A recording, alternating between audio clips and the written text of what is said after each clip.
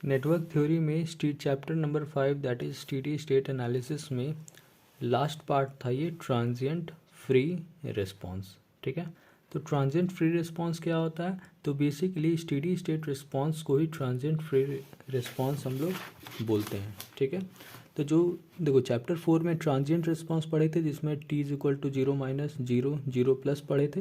ठीक है, और उसके बाद हम लोग स्टेडी स्टेट रिस्पांस पढ़े थे। ठीक है, स्टेडी स्टेट में क्या था, तुम्हारा एसी सिग्नल था, ट्रांजिएंट में डीसी सिग्नल था। ठीक है, तो डीसी सिग्नल में बिहेवियर कैसा था कि स्टार्टिंग में ट्रांजिएंट दे रहा था कुछ समय तक, उसके बाद तुरंत ही स्टेडी स्टेट पे चला जा रहा था और एक कांस्टेंट मतलब जितना देर तक डिवाइस ऑपरेट करेगा तो तुम्हें स्टेडी स्टेट मिलते रहेगा।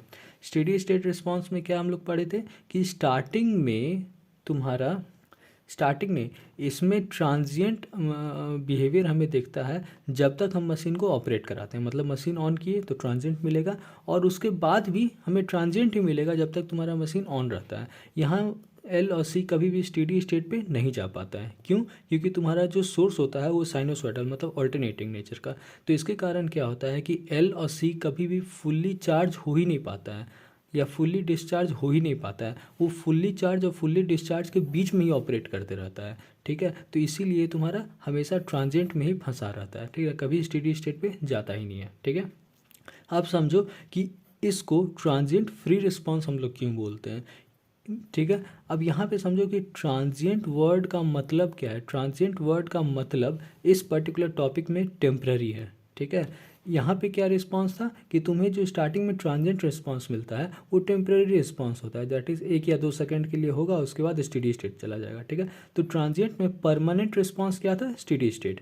टेम्पररी ट्रांजिएंट जो था, ट्रांजिएंट बिहेवियर वो तो स्टार्टिंग में था तो उसको टेम्पररी बोलेंगे।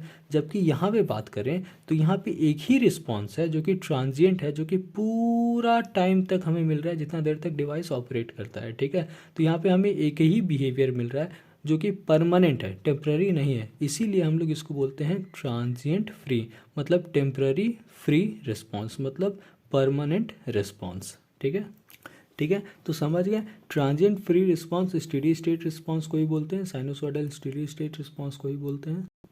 यहाँ पे तुम्हारा सोर्स कौन सा होता है? तो सोर्स तुम्हारा ऑलवेज एसी सोर्स होता है। ठीक है, तो ट्रांजिएंट फ्री रिस्पांस तुम्हारा एसी सोर्स का कॉन्सेप्ट होता है, यहाँ पे डीसी नहीं होता है। ठीक है, अगर क्वेश्चन में डीसी रहा तो वो ट्रांजिएंट फ्री नहीं हो सकता। ठीक है, और दूसरा चीज़ क्या, ये सिर्फ फर्स्ट ऑर्डर नेटवर्क के लिए होता है। ठीक है, तो फर्स्ट ऑर्डर में क्या आता है? सीरीज आरएल या सीरीज आरसी या फिर तो पैरेलल आरएल या पैरेलल आरएलसी।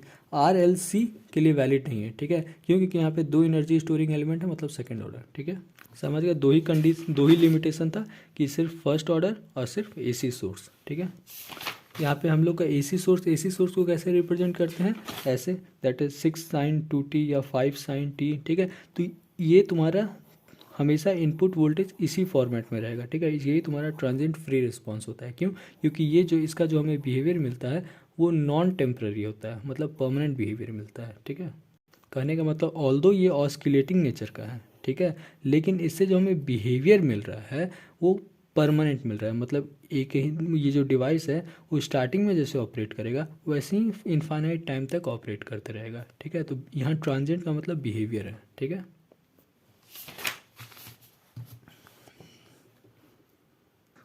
अब आता है कि इसको डिराइव कैसे करते हैं। यहाँ पे जो वोल्टेज सोर्स है ये कुछ इस फॉर्मेट में होता है, 6 sin 2t या 5 sin t। ठीक है, तो ये साइनोसॉइडल मतलब ऑल्दो ये ऑल्टरनेटिंग है, लेकिन इससे जो हमें रिस्पांस मिल रहा है ये परमानेंट है, मतलब स्टार्टिंग में जैसा रिस्पांस मिलेगा इनफाइनाइट टाइम तक वैसा ही रिस्पांस मिलते रहेगा, चेंज नहीं करेगा। ठीक है, इसीलिए इसको बोलते हैं यहाँ ट्रांजिएंट का मतलब होता है टेम्पररी। ठीक है, तो ट्रांजिएंट फ्री मतलब टेम्पररी, फ्री मतलब परमानेंट रिस्पांस मिलेगा एक ही बिहेवियर का। ठीक है, तो देखो डिराइव कैसे करेंगे, तो एक आर है, एक एल है, एक स्विच है। ठीक है, और एक तुम्हारा साइनोसॉइडल एसी सोर्स है। ठीक है, तो ये एसी सोर्स है। ठीक है, और आर एल, तो देखो फर्स्ट ऑर्डर। ठीक है, तो इसमें क्वेश्चन क्या है कि t इक्वल टू 0 पे स्विच क्लोज हो रहा है और इसका ट्रांजिएंट फ्री रिस्पांस निकालना है।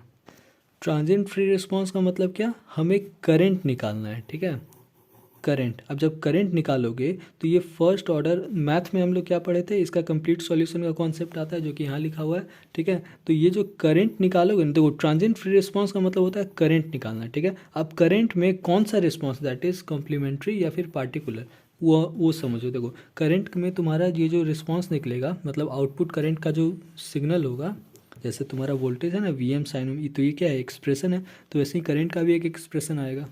तो करंट का ये एक्सप्रेशन आएगा, एक ट्रांजिएंट रिस्पांस है, एक स्टेडी स्टेट। देखो एक कम्प्लीमेंट्री फंक्शन, एक पार्टिकुलर। कम्प्लीमेंट्री को ही नेचुरल या ट्रांजिएंट बोलते हैं, पार्टिकुलर को ही ट्रांजिएंट फ्री बोलते हैं, ठीक है। तो क्वेश्चन में हमें पूछा जाता है ट्रांजिएंट फ्री रिस्पांस, मतलब करंट का जो सिग्नल, करंट का जो एक्सप्रेशन आएगा उसका ये वाला हिस्सा, ठीक है। तो वो कैसे निकालेंगे, तो हमें पूरा सॉल्यूशन निकालना होगा, उसमें से इस वाले को जीरो से जीरो पुट करेंगे तो हमें सिर्फ ये मिल जाएगा इस कंप्लीट रिस्पांस में, ठीक है। तो ये तरीका होता है, ठीक है। तो सबसे पहले ये निकालेंगे, तो ये देखो निकाल लिए। अब ये क्या चीज़ है, तो ट्रांजिएंट चैप्टर में स्टैंडर्ड चार्जिंग इक्वेशन में पढ़े थे, ये तुम्हारा देखो स्टैंडर्ड डिस्चार्जिंग इक्वेशन है, ठीक ना। तो इस वाले कम्प्लीमेंट्री फंक्शन में क्या होता है कि इनपुट तुम्हारा जीरो हो जाता है, तो इसका केवीएल लिखो, ये तुम्हारा सिग्नल आ गया केवीएल। तो केवीएल में ये तुम्हारा इनपुट है, इनपुट को जीरो कर दो, ठीक है। तो इनपुट को अगर जीरो कर देंगे तो हमें कम्प्लीमेंट्री फंक्शन मिलता है, और इनपुट को अगर रहने देते हैं तो हमें पार्टिकुलर इंटीग्रल मिलता है, ठीक है। तो इनपुट को जीरो कर दिए, निकाल दिए, और फिर हम लोग ये स्टेडी स्टेट पार्टिकुलर इंटीग्रल में इनपुट को रहने दिए। देखो इनपुट है ना, तो अब इसका सॉल्यूशन निकालो, that is I of T में इक्वेशन बनाओ। तो आई ऑफ टी में इक्वेशन बनाओगे तो फाइनल ये मिला, ये रेक्टेंगुलर फॉर्म है, इसका पोलर फॉर्म कर दिए। अब इसी को बोलते हैं ट्रांजिएंट, सॉरी तुम्हारा particular integral, that is steady state response या ट्रांजिएंट फ्री रिस्पांस, ठीक है। नहीं, इसको ट्रांजिएंट फ्री रिस्पांस नहीं बोलेंगे, ठीक है। ट्रांजिएंट फ्री रिस्पांस ये होगा कब, जब तुम्हारा ये जीरो हो जाएगा, ठीक है। तो ये तो हमारा भाई एक्सप्रेशन आया है, ठीक है। तो देखो फाइनल एक्सप्रेशन ये मिला। अब इसमें TFR इसको तभी बोलेंगे जब ये जीरो हो जाएगा, ठीक है। तो अब इसको जीरो करो। तो अब देखो क्वेश्चन में बोला है कि t is equal to zero पे स्विच क्लोज हो रहा है, ठीक है। तो t is equal to zero put कर दोगे, तो t is equal to zero पूरे इक्वेशन में पुट करोगे तो क्या होगा, पूरा इक्वेशन जीरो हो जाएगा, ठीक है। तो बेसिकली इस इक्वेशन को जीरो से इक्वेट कर दो, ठीक है। तो पूरे इक्वेशन को जीरो से इक्वेट किए तो तुम्हें k का वैल्यू मिल गया। अब k क्या था, तो ये देखो स्टैंडर्ड डिस्चार्जिंग इक्वेशन में k क्या था, k तुम्हारा वो मिनिमम वैल्यू था कि डिस्चार्ज होगा तो यहीं तक डिस्चार्ज होगा, इससे आगे डिस्चार्ज नहीं होगा, ठीक है। जैसे बैटरी में ये होता है कि 5-10% बचा होता है तो फ़ोन शट डाउन हो जाता है, तो वो तुम्हारा मिनिमम है कि इतना चार्ज होल्ड करके रहेगा, वही k है, ठीक है। तो तुम्हें k का वैल्यू ये मिल गया, ठीक है। अब ये k अगर तुम इस वाले इक्वेशन, ये तुम्हारा कंप्लीट सॉल्यूशन था, तो यहाँ पे अगर पुट कर दोगे तो तुम्हारा कंप्लीट सॉल्यूशन मिल जाएगा, ठीक है। क्योंकि देखो k तुम्हारा क्या था, k अननोन था, बाकी ये तुमको गिवन है क्वेश्चन में, R L ओमेगा ये सब क्वेश्चन में तो दिया हुआ है ना, तो इसको पुट कर दिए तो हमें कुछ ऐसा मिल गया, ठीक है। अब हमारा यहाँ कंडीशन क्या था कि हमें इसको जीरो करना था, ठीक है। तो इस कंप्लीट टर्म को अगर हम जीरो कर देंगे तो हमें ये मिल जाएगा, ये वाला टर्म, इसी को बोलते हैं TFR, ठीक है। तो अब इसको देखो, इसको अगर जीरो करोगे तो कैसे जीरो करोगे, ये देखो ये तो तुम्हारा मैग्नीट्यूड है, तो मैग्नीट्यूड तो जीरो नहीं हो सकता क्योंकि क्वेश्चन में R तुमको दिया ही हुआ है, L दिया ही हुआ है, तो इसको जीरो कैसे कर दोगे, तो मतलब हमें एंगल को जीरो करना होगा। तो अगर एंगल को जीरो करना है और तुम्हारा एक्सपोनेंशियल, तो एक्सपोनेंशियल e⁻0 का वैल्यू 1 होता है, ठीक है। तो इससे भी मेरा बात नहीं बनेगा, हमको देखो कंप्लीट टर्म को जीरो करना है, तो हमारे लिए सिर्फ एक ही चीज़ है कि इस एंगल को जीरो कर दो। क्यों, क्योंकि साइन जीरो का वैल्यू जीरो होता है, साइन का जीरो जीरो होता है, तो इसको जीरो से इक्वेट कर दिए, ठीक है। तो इसको देखो जीरो से इक्वेट कर दिए, जीरो को हम लोग साइन जीरो भी लिख सकते हैं, साइन साइन हटा दो तो angle is equal to zero आ गया, ठीक है। तो हमें ये एंगल मिल गया, इसको बोलते हैं स्विचिंग एंगल। लेकिन क्वेश्चन में तुम्हें स्विचिंग टाइम पूछा रहता है, समझे। तो टाइम का मतलब क्या हुआ कि देखो यहाँ पे हम लोग क्या एज्यूम किए थे कि time is equal to zero पे स्विच क्लोज हो रहा है। मान लो कोई वेरिएबल टाइम, जैसे मान लो time is equal to 5 second, 5 second पे स्विच क्लोज कर रहे हैं, तो वहाँ पे हमें स्विचिंग टाइम का कॉन्सेप्ट आता है, ठीक है।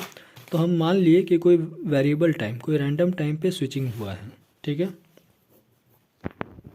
तो इस टाइम पे जब स्विचिंग होगा तब ट्रांजिएंट फ्री रिस्पांस क्या होगा, तो इसका भी तरीका वही है, दैट इज़ कंप्लीट सॉल्यूशन निकालो और उसके बाद कम्प्लीमेंट्री वाला पार्ट को जीरो कर दो, ठीक है। तो बेसिकली देखो हम लोग k का जो इक्वेशन निकाले थे, यहाँ पे हमें time t is equal to T naught put कर देना है, ठीक है। यहाँ देखो t is equal to zero put किए थे, तो t is equal to T naught put कर दोगे, ठीक है। तो t is equal to T naught put करोगे तो k का वैल्यू तुम्हें ये मिलेगा, ठीक है।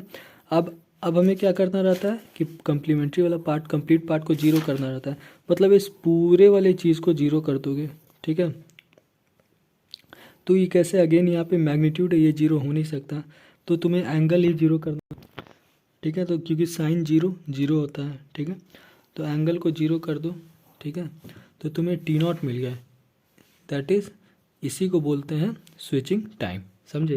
तो देखो क्वेश्चन कुछ ऐसा ही पूछा रहता है कि एक सब वोल्टेज सोर्स है, आर है, एल है, और तुमको बोला है कि किस टाइम पे इसको स्विच लगाएं ताकि हमें ट्रांजिएंट फ्री रिस्पांस मिले इस सर्किट में, ठीक है।